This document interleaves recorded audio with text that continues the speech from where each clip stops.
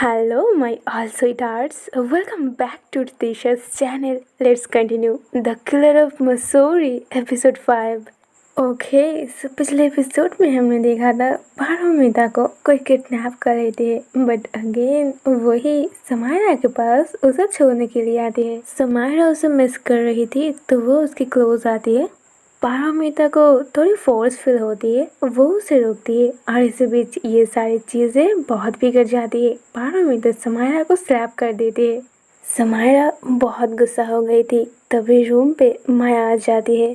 पारोमिता उससे यही कहती है कि आज रात वो उसकी और माया के साथ ही रुकेगी। फिर वो लोग राज की पार्टी अटेंड करती है। वहाँ पे समायरा पारोमिता को सॉरी कह देती है एंड उस पार्टी में ही माया को कोई किडनैप कर लेता है और ये पर्सन और कोई नहीं इंस्पेक्टर आदि ही उसका किडनैप करता है। माया को बचाने के लिए समायरा और निशा जाती है बट अनफॉर्चुनेटली वो उन दोनों को भी कैद कर लेता है। दिन आगे इंस्पेक्टर आदि उन तीनों को एक साथ कैद करके बहुत हैप्पी होता है। वो बहुत स्माइल करते हुए कहता है, ओके सो फाइनली मेरी लाइफ की सारी प्रॉब्लम जाने वाला है।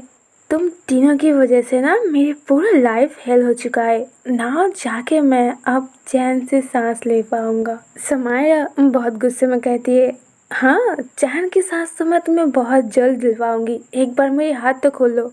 आदि कहता है, तुम्हें क्या लगता है मैं वो गलती करूँगा? उस दिन मैं बहुत टाइम लेकर जो गलती किया था आज वो मैं नहीं दोहराऊंगा। अभी के अभी मैं तुम तीनों को गोली मार के इस प्रॉब्लम को सॉल्व कर लूँगा। तभी निशा बहुत लाउडली कहती है, सीरियसली डूड तुमने टाइम लिया था? जितना हमें पता है माया की डॉगीज ने तुम्हें बाइट किया था राइट? और आई थिंक उस बाइट से तुम्हारे दिमाग की हालत भी ख़राब हो चुका है। तभी आदि बहुत लाउडली कहता है, जस्ट शट अप हो गए, बहुत हो गया तुम तीनों का ड्रामा। मैं अभी के अभी तुम तीनों को गोली मार के ये चैप्टर ही क्लोज कर दूंगा। ये कहते ही आदि अपने हाथ की गन को उन तीनों की ओर पॉइंट करता है। एट दैट टाइम डोर पे कोई कहती है, वेल इंस्पेक्टर आदि शायद तुम भूल रहे हो इस चैप्टर में एक और पर्सन भी है। चारों ही डोर पे देखती है, वहाँ पे होती है पारोमिता। तभी समायरा लाउडली कहती है, पारोमिता आई यू मैड, तुम यहाँ पे क्यों आए हो? पारोमिता कहती है, वेल मेरी हब्बी और हब्बी की फ्रेंड्स को कोई किडनैप करके रखेगा और मैं चुपचाप बैठी रहूँगी? कभी नहीं। इंस्पेक्टर आदि स्माइल करते हुए कहता है, गुड, वैसे तुमने आकर बहुत सही किया। बची कुछ जो प्रॉब्लम्स तुमसे हो सकता था वो भी सॉल्व हो जाएगा। ये कहते ही वो गार्ड्स को बुलाता है। तभी पारोमिता बहुत गुस्से में कहती है, अच्छा अगर मैं कहूँ कि मैं तुम्हें गोली मार के ये प्रॉब्लम सॉल्व करूँगी तो? आदि स्माइल करते हुए कहता है, तुम मुझे मारोगे? तुम? और वो कैसे? तभी सबको शॉक कर देते हुए पारोमिता गन को बाहर करती है एंड आदि की ओर पॉइंट करती है। आदि कहता है, तो डॉक्टर पारोमिता इंजेक्शन देने के अलावा बंदूक भी होल्ड कर लेती है हाँ? पारोमिता एक स्माइल करते हुए कहती है, हाँ ओनली होल्ड नहीं, मैं इसे चला भी लेती हूँ। चलाओ क्या? चलाओ गोली हाँ?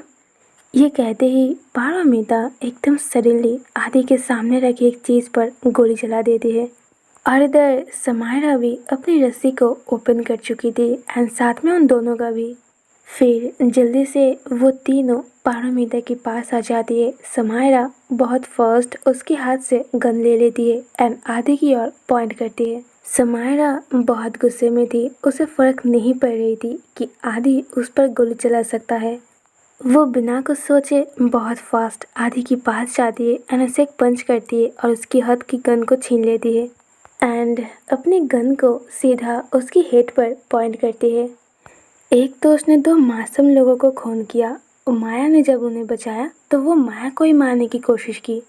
ये सब सोचते हुए समायरा बहुत गुस्से में थी, वो बस उसे गोली मारने ही वाली थी। तभी निशा की डैड अपनी पूरी फोर्स के साथ वहाँ पे आ जाता है। वो आकर जल्दी से समायरा को रोकता है। कांस्टेबल आकर आदि को गिरफ्तार कर लेता है। निशा की डैड उन सबको लेकर अपनी कार में जाता है, बट आदि उस कांस्टेबल को पुश करके अगेन वहाँ से भागने में कामयाब हो जाता है।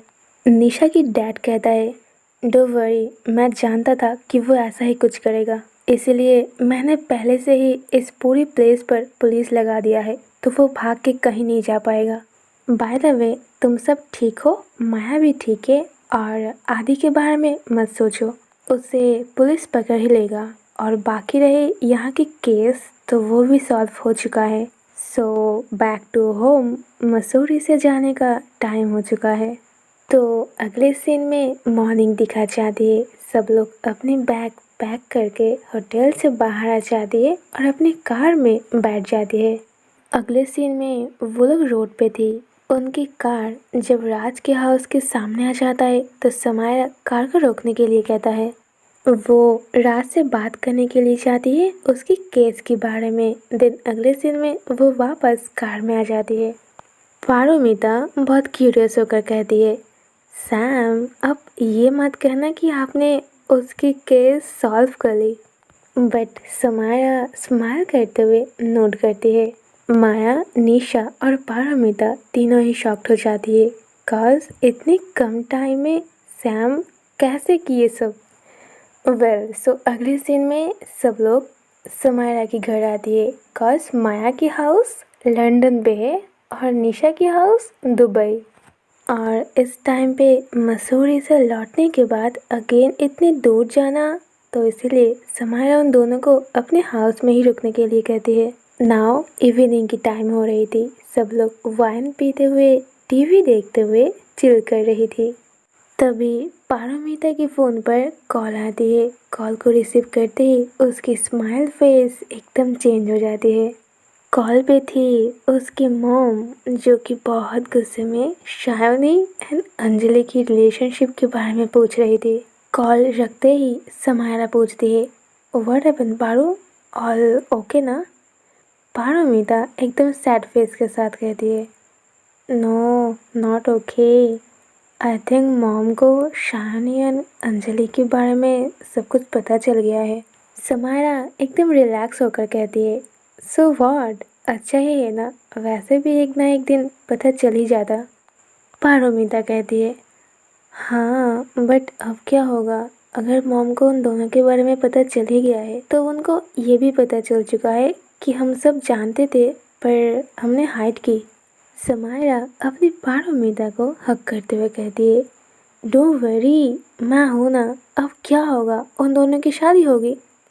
पारोमिता एक स्माइल करते हुए कहती है, सैम, आप ऑल टाइम ऐसे चिल कैसे कर सकते हो?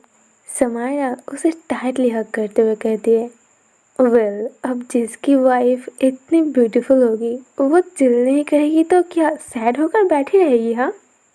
तभी निशा उन दोनों को टेस्ट करते हुए कहती है, हाँ, लगता है किसी को किसी के ऊपर कुछ ज़्यादा ही लव आ रही है, और आई थिंक मुझे और माया को यहाँ से जाना चाहिए। समायरा थोड़ी लाउडली कहती है, और शराब हो गए। अगले सीन में वो चारों ही पारोमिता के हाउस पहुँचती है।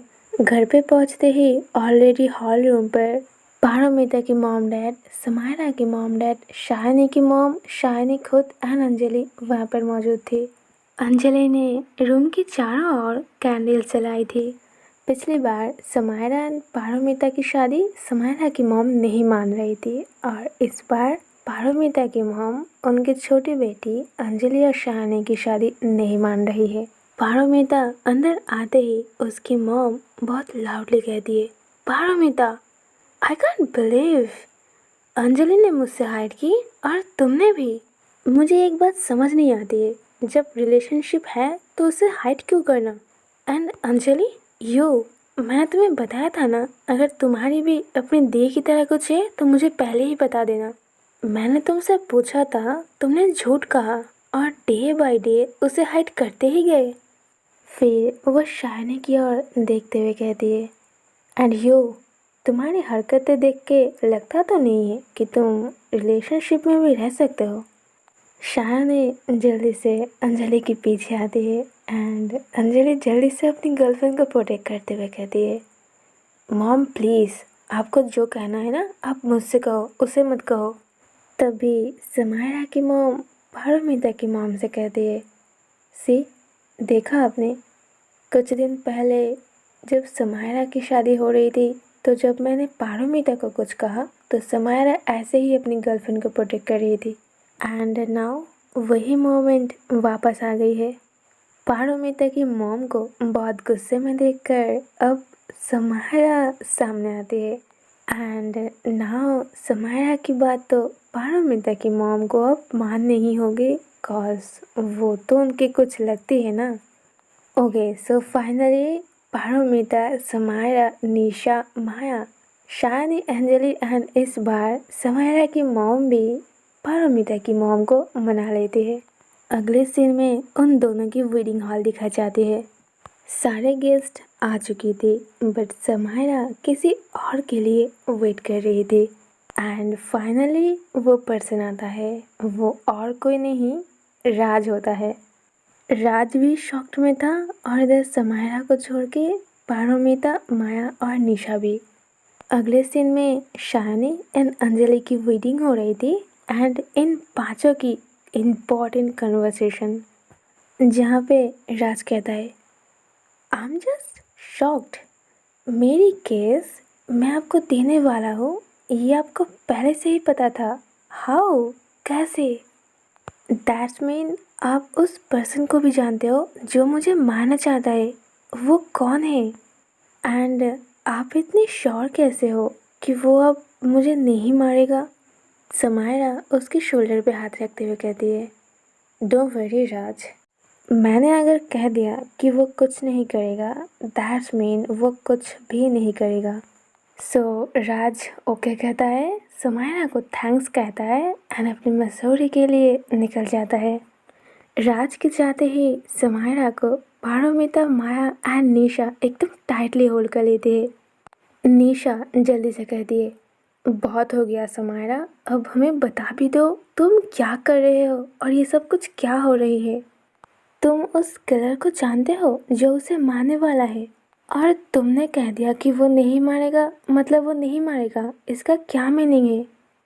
एंड हाँ, वो बात तुम्हें याद है ना, उस बारिश के दिन जब कार में तुम और पारोमिता थे एंड तुम्हें किसी ने गोली मारा।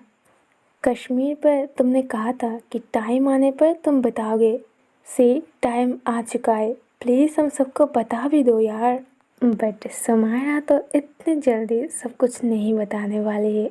वो एक वाइन की गिलास लेकर उसे घुमाते हुए कहती है, वेल आई नो टाइम आ चुका है, मैं तुम लोगों को बोलूँगी भी, बट थोड़ी और वेट करो। ये कहते ही वहाँ पर किसी की रिएक्शन की वेट ना करते हुए वो एक स्माइल करते हुए वहाँ से बहुत जल्दी निकल जाती है। नाउ सब कुछ एकदम शांत थी। वेडिंग कंप्लीट हो चुकी थी एंड पूरी हाउस एकदम खाली हो चुकी थी। शायनी एंड अंजलि अंजलि के रूम पे थी, माया और निशा उन दोनों के रूम पे, बट पारोमिता के रूम पे वो अकेली थी। कॉज समायरा को एक कॉल आती है एंड वो छत पर चली जाती है। और इधर शायनी एंड अंजलि को दिखा जाती है जिनकी आज जो वेडिंग नाइट है। रूम की बालकनी पर रोड की ओर देखते हुए शायनी एकदम चुपचाप खड़ी थी। अंजलि धीरे से आकर उसकी बैक से उसे हक करते हुए कहती है, क्या हुआ, तुम इतनी रात को ऐसे बालकनी में क्यों खड़े हो? शायनी उसकी ओर टर्न करते हुए कहती है, मैंने एक्सपेक्ट नहीं की थी कि आपकी मॉम मान जाएगी। वो इतने गुस्से में थी, मुझे बहुत डर लग रही थी। अंजलि उसे एकदम से ग्रैब कर लेती है एंड उसकी माथे को रब करते हुए कहती है, डोंट वरी, मेरी मॉम बहुत ही स्वीट है, बट वो, अच्छा लिसन, तुम जाकर शावर ले लो एंड ये ड्रेस चेंज कर लो। अगले सीन में शायनी जब शावर लेकर रूम पे आती है तो वो नोटिस करती है रूम की सारी लाइट्स ऑफ थी। शायनी धीरे धीरे आकर बेड पर बैठ जाती है और इधर अंजलि कैंडल चलाने में ही बहुत बिजी थी। वो शायनी की ओर बिना देखे ही रियलाइज़ करती है कि वो इस टाइम पे काफ़ी ज़्यादा एम्बैरेस्ड है। अंजलि खुद की फेस को हाइड करके बस स्माइल करती है। कैंडल्स जलाने के बाद वो धीरे धीरे शालिनी के पास जाती है। शालिनी बहुत एम्बैरेस्ड फील करते हुए बेड पर एकदम चुपचाप बैठी थी और अंजलि की ओर एकदम ध्यान से देख रही थी। अंजलि धीरे से आकर उसके सामने अपने नीज पर बैठ जाती है।